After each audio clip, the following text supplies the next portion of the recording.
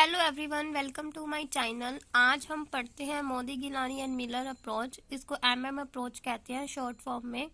हमने 3 approaches discuss कर ली थी। फर्स्ट थी नेट इनकम अप्रोच, सेकंड थी net operating approach and third थी ट्रेडिशनल अप्रोच। इसके 4 ही अप्रोच है। आज हम पढ़ने वाले हैं एमएम अप्रोच। सबसे पहले मैं आपको थोड़ा सा इंट्रोडक्शन दे देती हूँ ताकि आपको एमएम अप्रोच अच्छे से समझ आए। नेट इनकम अप्रोच में हमने क्या पढ़ा था कि ये रेविलेंट है। अगर फाइनेंशियल लीवरेज की रेशियो में चेंज आता है तो cost of capital and value of firm पे इफेक्ट पड़ेगा। ठीक है। और नेट ऑपरेटिंग में हमने क्या पढ़ा था, ये इरेविलेंट है, इसमें कोई चेंज नहीं आएगा। अगर रेशियो के अंदर कोई चेंज आता है तो वैल्यू ऑफ फर्म और कॉस्ट ऑफ कैपिटल सेम रहेगी।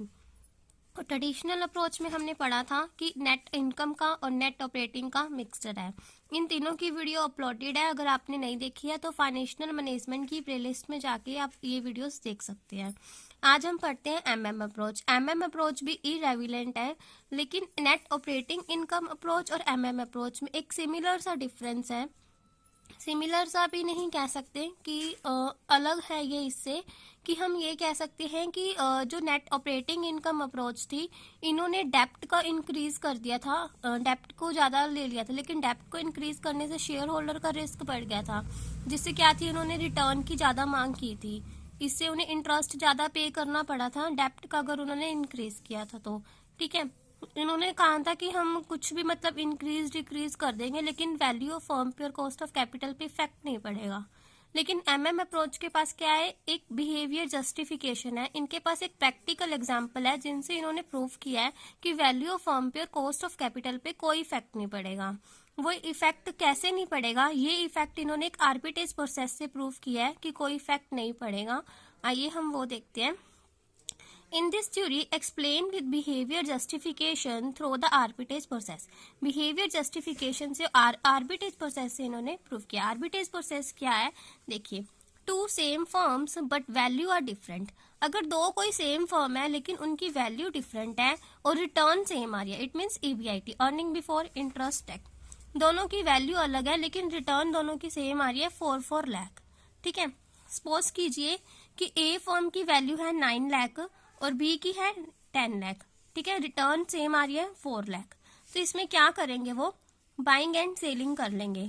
जो ए है वो बी से बाई कर लेगी क्योंकि उसकी वैल्यू क्या है, ज्यादा है, 10 लाख, और इसकी क्या है, कम है। तो ये इसको 10 लाख वाला क्या, बी ए को सेल कर देगा। बाइंग एंड सेलिंग करने से क्या होगा, जो ये बाय करेगा इसकी डिमांड इंक्रीज होगी। डिमांड इंक्रीज होगी, इट मीन्स इसका प्राइस क्या होगा, इंक्रीज होगा। और जो ये सेल करेगा, सेलिंग करने से इसकी क्या होगी, सप्लाई इंक्रीज होगी। सप्लाई इंक्रीज होगी, इट मीन्स इसका प्राइस क्या होगा, डिक्रीज होगा। इसमें प्राइस में और डिमांड एंड सप्लाई में चेंज आएगा। कंटिन्यू बाइंग एंड सेलिंग चलती रहेगी उस टाइम तक जब तक दोनों की वैल्यू क्या है, सेम नहीं आ जाती है, इक्विलिब्रियम क्रिएट नहीं हो जाता है। ठीक है। इन्होंने नेट ऑपरेटिंग की तरह कुछ भी इंक्रीज डिक्रीज नहीं किया, इन्होंने दोनों को बराबर लेके रखा है। दोनों को जब तक वो बराबर नहीं हो जाते, ये बाइंग एंड सेलिंग करते रहेंगे। आगे देखिए, और इनकी दोनों को बराबर जब इक्विलिब्रियम क्रिएट आ जाएगा तो इनकी मार्केट में वैल्यू क्या हो जाएगी, इक्वल हो जाएगी। इसका ये छोटा सा एग्जाम्पल है, देखिए। सॉरी, एग्जाम्पल तो हमने डिस्कस कर लिया है। इसका ये डायग्राम है। वाई एक्सिस पर है कॉस्ट ऑफ कैपिटल और एक्स एक्सिस पर है लीवरेज ऑफ डिग्री। ठीक है। कॉस्ट और ये के डिनोट क्या करता है, ओवरऑल कॉस्ट। ठीक है। और वी क्या है, वैल्यू ऑफ फर्म।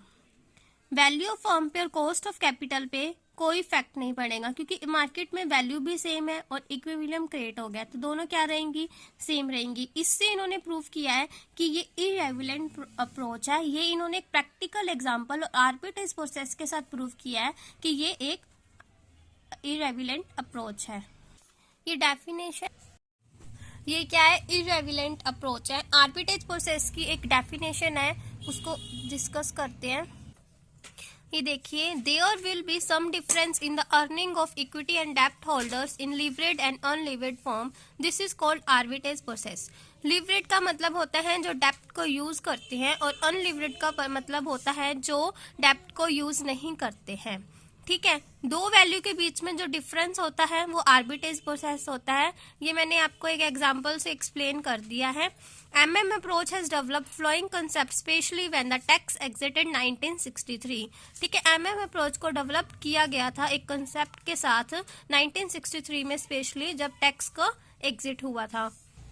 अब पूरे कंसेप्ट का ओवरव्यू ले लेते हैं। कैपिटल स्ट्रक्चर का मतलब क्या होता है? कैपिटल स्ट्रक्चर का मतलब होता है जब हम लॉन्ग टर्म फंड्स के लिए प्रपोर्शन को डिसाइड करते हैं कि हमें डेब्ट लेना चाहिए या इक्विटी लेना चाहिए। ठीक है, हमने 4 अप्रोचेस को डिस्कस कर लिया अच्छे से, आप उन वीडियोस को देख लेना। आई होप सो आपको वीडियो अच्छी लगी होगी। आपको वीडियो अच्छी लगी हो तो प्लीज़ मेरे चैनल को सब्सक्राइब कीजिए, वीडियो को लाइक कीजिए एंड शेयर कीजिए। Thank you so much for watching this video.